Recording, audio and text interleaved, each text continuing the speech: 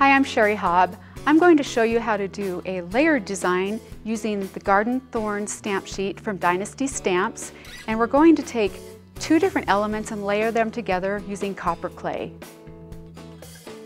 To start this piece for my bracelet, the first step is going to be making a background pattern using the stamp, and you want to make sure that your clay doesn't stick to the fine detail in the stamp. So I'll give it a quick spritz with a slip and make sure that it's not too thick in any one area. You can just pat it off with a paper towel if you need to. And then I'm going to take my pad of COPPRclay and roll it out to place on the stamp. So I've used these two spacers here, and I'm going to be rolling a sheet of clay. This will serve as the base plaque for my bracelet that I'm going to make. Make it nice and big here, because remember, the clay shrinks quite a bit, so you want to make it fairly on the large side. So after I've rolled the clay to the thickness that I want, keep it fairly thick because you have a lot of detail in this texture, and so you need somewhere to go with the depth. So I'm placing that right on the texture, and I'm going to take my roller and softly roll over the texture and use my fingers to kind of feel through, because if I feel too much texture, I know I've got it a little bit too thin. Just press it on there. And this is actually an ancient botanical text that's written in beautiful calligraphy, so that's what I'm going to use for my background piece. I'm using just a straight edge to cut the edges, but you could just leave it organic looking and the way you want. Just cutting the top and the bottom. And actually, I kind of like these curves on the edge, so I'm going to leave it. This is a little bit cracked around the edge and a little bit rough, but I will refine this before I fire it with a nail file after it dries, so I'm okay with that.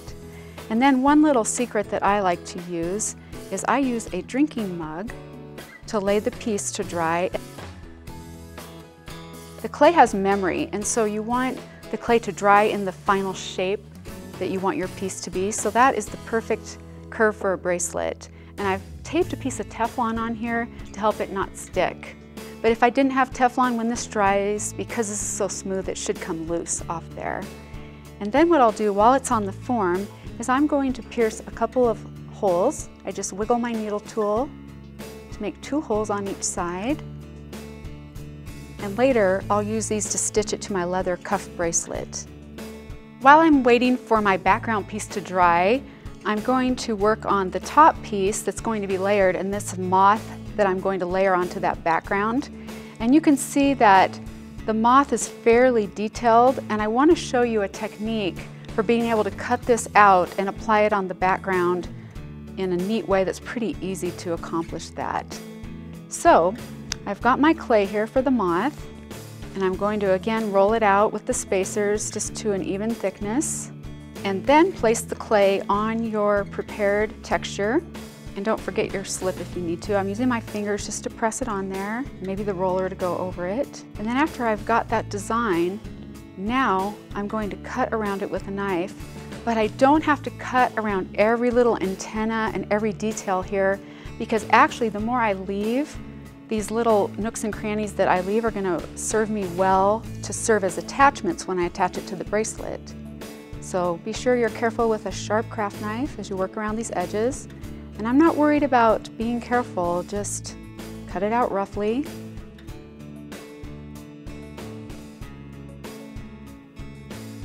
Okay, so after I have the moth cut out, I'm going to place it onto my background piece that's drying on the mug. But before I do that, I've got to have a way to adhere this. So I'm going to make a little bit of homemade slip with the clay. So take a little bit of the clay and take a tool that has a rubber tip to it and a little water. And I'm going to mash the water into the clay to make it like a creamy paste. Now the consistency can be different for different projects.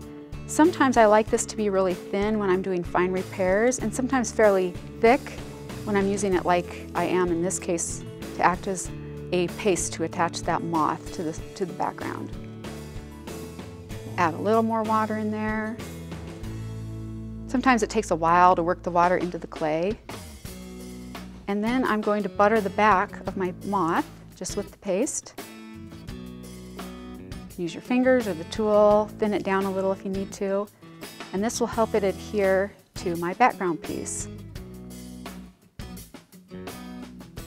Now, it helps if your background piece is not completely dry. It doesn't need to be completely dry for this to adhere to the surface. So flip it over and we'll stick it onto the background. If the background's still in the process of drying, that will kind of help me when I make the attachments to sort of give and help make that connection. And then I'm going to use my tool, and all those little areas where I didn't quite cut neatly around the moth, I'm going to work it in with the tool into the background. And I'm not worried about disturbing the text because that's had time to dry, and it's also had time to firm up so that when I push down with the tool, I'm not destroying the background. And I just work my way around and sort of blend in these edges.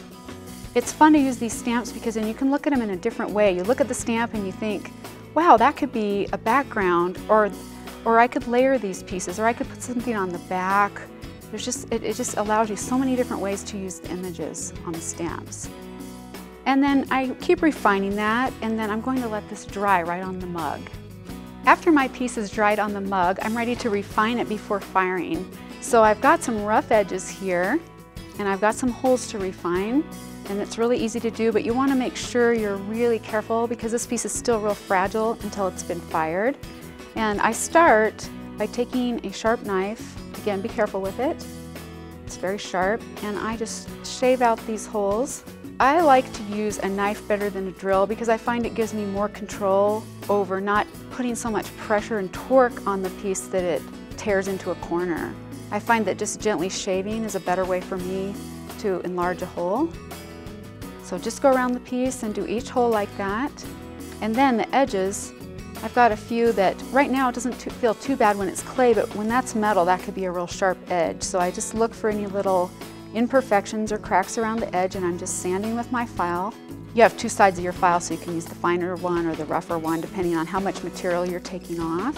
And when the copper is in this unfired stage, you can refine it quite readily before it's been fired and it's a hardened metal. And I feel it and make sure that it feels nice to my fingers. And then I will use a little bit of water here, just with my finger, to smooth the edges before firing. And then when I'm happy with the piece, it's ready to go into the kiln. And you will fire this at the temperature that's recommended for copper clay, or if you use a different kind of clay, use that temperature. And then we'll be ready to finish our piece and complete our bracelet. After you've fired your piece, then it's ready to finish making a bracelet with. And on this one, I've tumbled it to make it shiny and work hard in the piece. And then I've used a patina solution to give it a little bit more depth and polish the top surface. And that helps to pick up all of the detail that you would see in that beautiful botanical text and in the little details in this moth. And then what I've done is I have used a leather cuff and some leather working tools. And you can use a needle that's specific for leather to just stitch right through the holes on your metal to attach it to the leather bracelet. And this one has a snap that I've attached to fit my wrist. Or if you like to do bead work, you could do bead or wire coming from the holes for a different look. Make this project and many more from the stamp collection by Dynasty Stamps, available at riogrande.com. Thanks for watching.